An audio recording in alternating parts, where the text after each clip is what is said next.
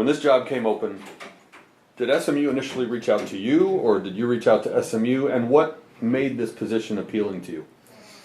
When the job came open, I had interest immediately. So, I made the first call immediately. And I had interest because I think SMU's got great soccer tradition. It's a wonderful university. I coach a sport where there are a lot of kids who are really good students, and SMU is a place that attracts really good students. So it just kind of made sense for me. It was, wasn't a huge move for me, which was nice. So there were a lot of things about it that were attractive. All right, you arrive after the spring season's already over. How familiar are you with the team you're inheriting and some of the players that make up this roster? Yeah, it's I know some of them. I don't know most of them. That's one of the biggest challenges right now is to try to get to know the players, to try to figure out what they're good at, what they need work on, what makes them tick, how you can motivate them.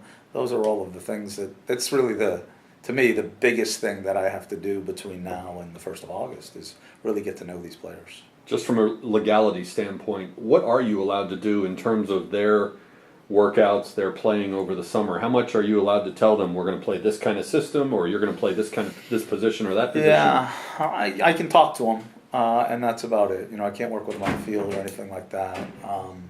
We can sort of talk general about soccer, not real specific. So we can talk a little bit about what they're about and that sort of thing, and how they want things to look, and how I would like them to look. And so there's been a lot of conversations going on the last few days.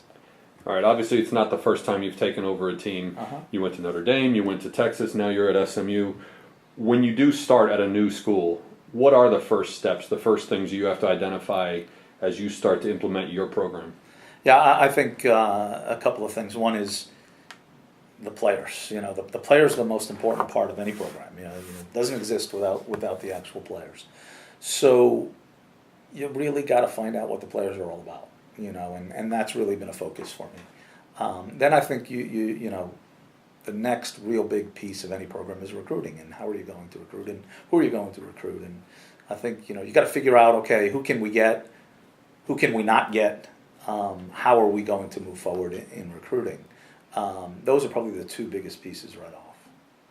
How do you balance the line between teaching your system to your new players and tailoring the system to fit what your players do well or not so well? Yeah, I'm more of the players will tell us what system works by how they play. I don't believe there's any one way to play. I don't believe that you have to play with 2 forwards or 3 forwards, or that your team has to, play long balls or play short balls. I think the players, the strengths of the players determine how the team plays.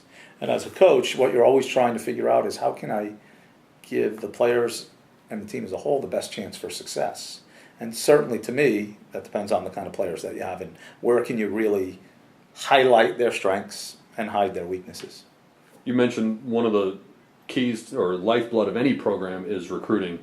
When you're at Notre Dame, you got some Texas kids up there. Obviously, when you're down in Austin, you got a lot of Texas kids.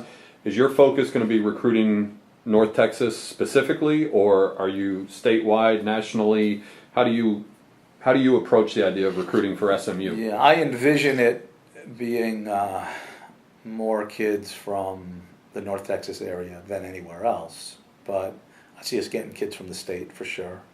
I see the university as a whole. There are kids from all over the country.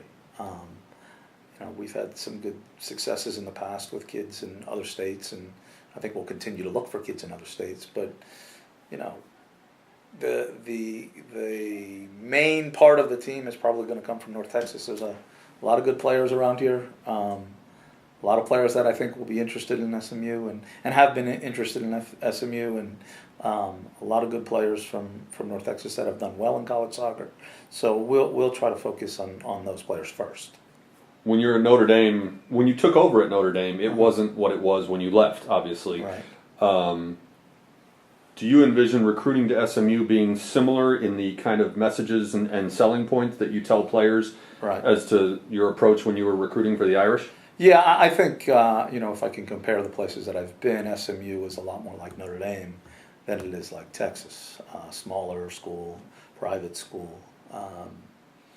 The clientele will be similar to what we had at Notre Dame. So, we're gonna look maybe back a little bit at how we did it there and the avenues that we went while we were there and some of the same places that we went to, and see if we can do that here.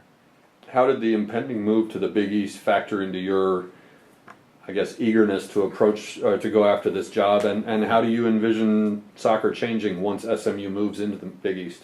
I don't think I would have been interested if the Big East wasn't involved. I believe that kids want to play at an extremely high level. Big East soccer is a very high level. I think it'll help us attract good players.